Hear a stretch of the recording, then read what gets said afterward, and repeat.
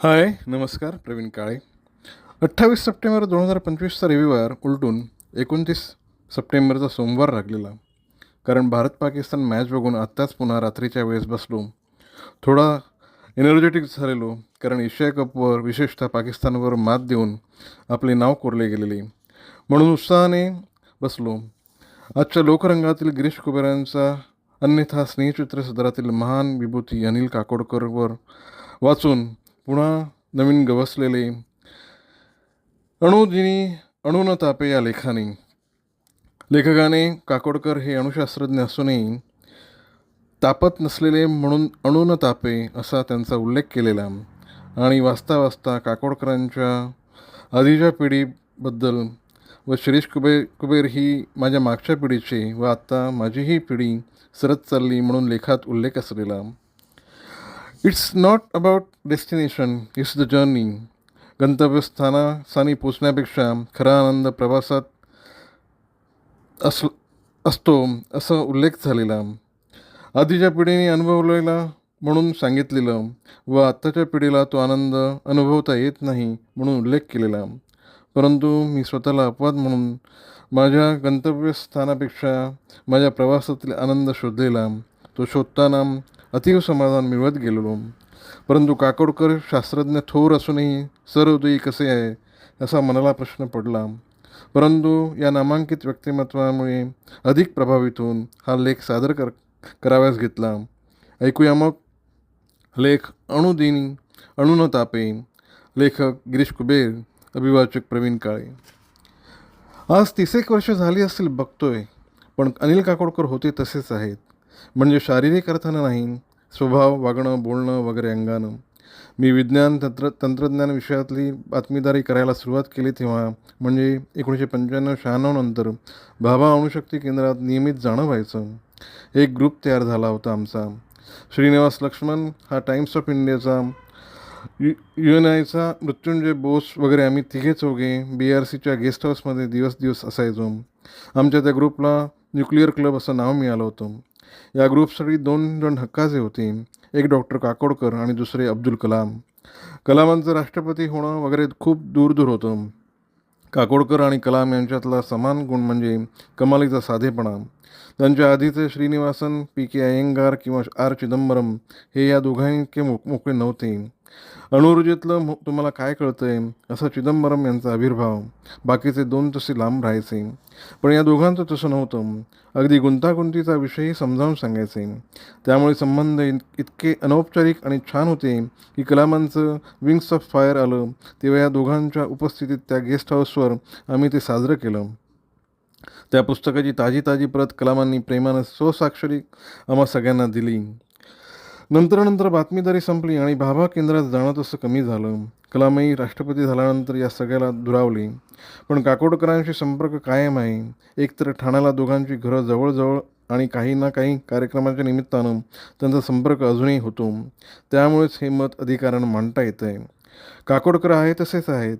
अत्यंत high profile अशा भाभा अणुऊर्जा केंद्राचं संचालकपद, त्याआधी भारतातील पहिली अणुभट्टी ध्रुवची निर्मिती, पुढे भारताच्या अणुबॉम्ब निर्मिती आणि चाचणीत सहभाग, वाजपेयी सरकारच्या काळात 1998 सालच्या पोखरण-2 चाचण्यांचे सूत्रधार, अशा अनेक प्रभावित राहिल्यानंतरही काकोडकर तसेच आहेत. म्हणजे या रविवारी वेळ आहे का असं विचारल्यावर सहज बहिणीकडे जेवायला जायचं आहे असं निसंकोचपणे ते सांगतात. उगाच मिटिंगचं कारण पुढे करत नाहीत. दुपारी मी रिकामा आहे, या गप्पा मारायला असंही सांगायला त्यांना कमीपणा वाटत नाही. त्यांच्या पत्नी, आई सगळेच असे साधे. मागे एकदा मोबाईल काळ सुरू व्हायच्या आधी कोणत्या तरी बातमीसाठी काकोडकरांच्या घरी फोन करावा लागला. तो त्यांच्या आईंनी घेतला.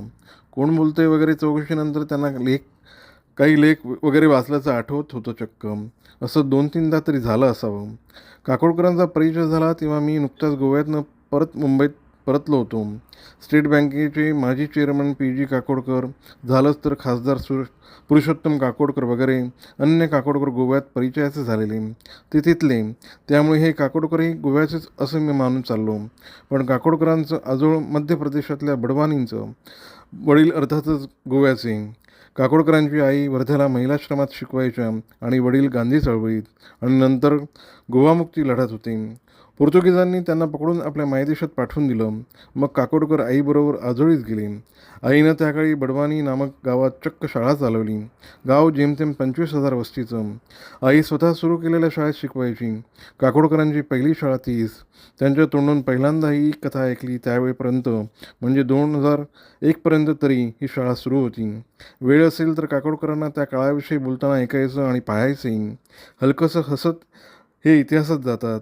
गावातलं 200 कुटुंबाचं मराठी वातावरण, गणपतीत नाटकं, गाणं बजावणं, पण त्यातही त्यांना आठवायला आवडतो तो त्यावेळेचा अभ्यासक्रम. व्याकरणात छंद वगैरे होते. शिकवणारे शिक्षक मोठ्या रसाळपणे शिकवायचे. भाषा त्यातही काव्य वगैरे अभ्यासण्यात आनंद होता. पण माझं मन रमायचं ते गणितशास्त्रात, काकोडकर सांगतात.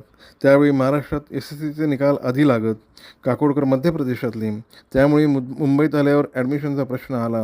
तो सुटला कसा तो सांगताना काकोडकरांना अजूनही त्यांच्या सरांच्या नावानं धन्य धन्य वाटतं. रुपारेलला व्हाईस प्रिन्सिपल होते कोणी नाना भिडे म्हणून. काकोडकर सरळ त्यांच्यासमोर जाऊन उभे राहिले.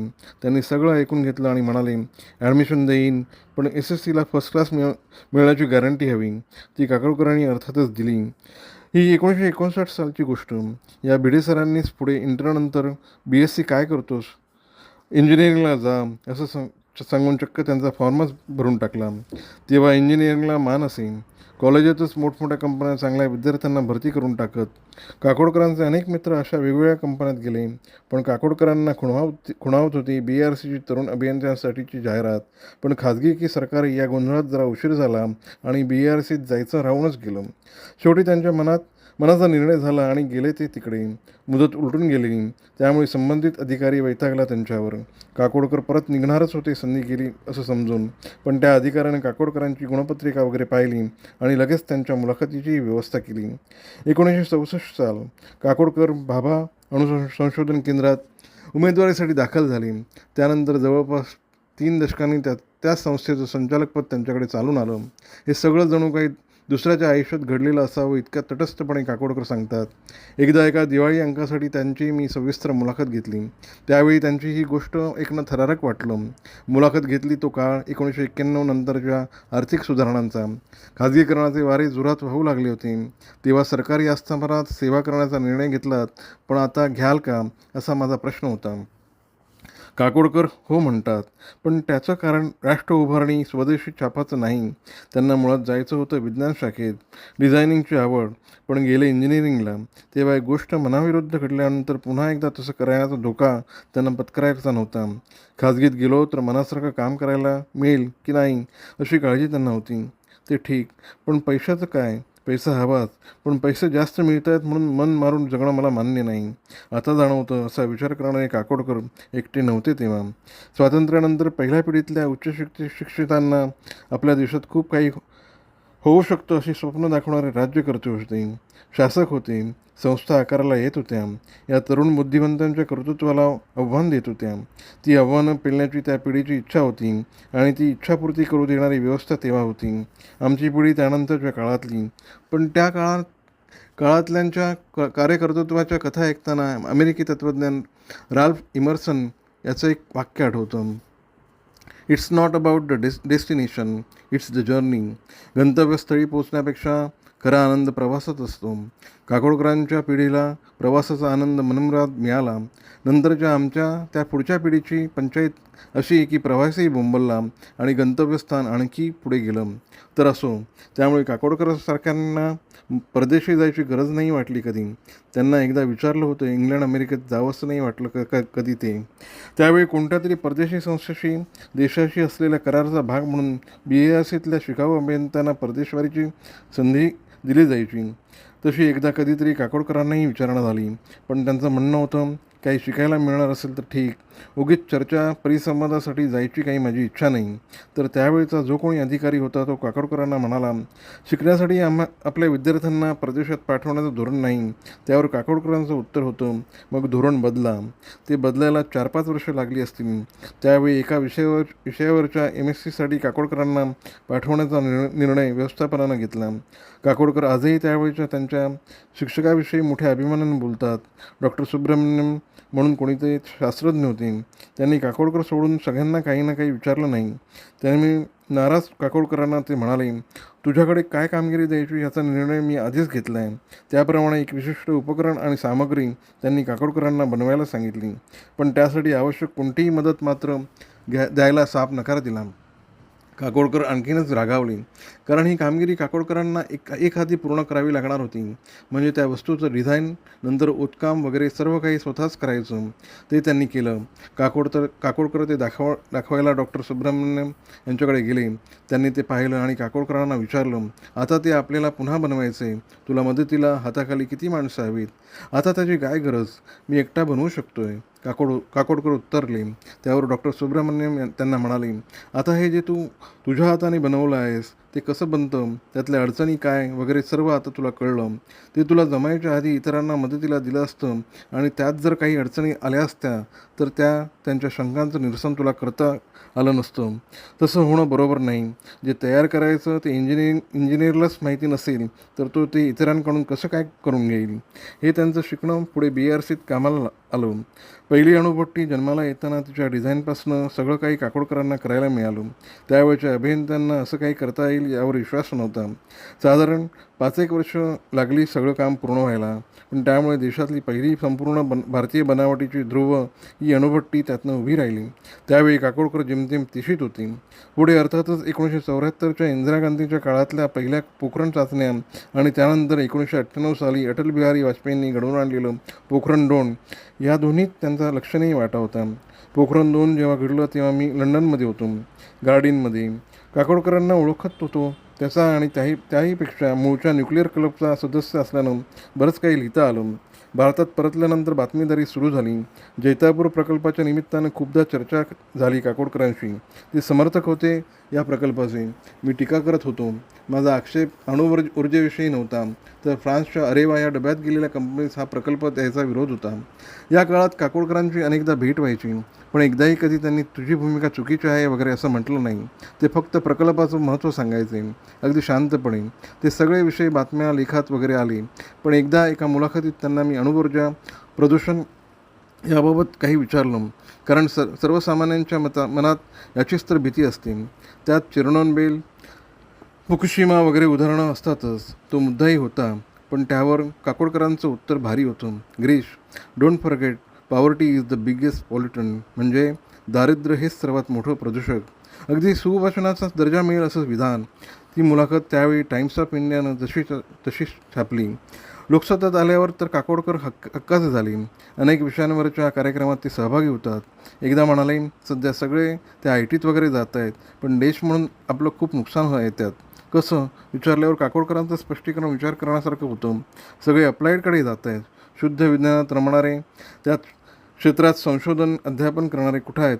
हे असे असले गंभीर प्रश्न त्या आपल्या शिक्षण मंत्रालयाला विचारणं म्हणजे फारच झालं. कधी ते लोकसत्ताच्या तरुण तेजांकित सारख्या उपक्रमात जेव्हा ते परीक्षक असतात तेव्हा त्यांचं परीक्षक पण पाहणं मजेशीर असतं.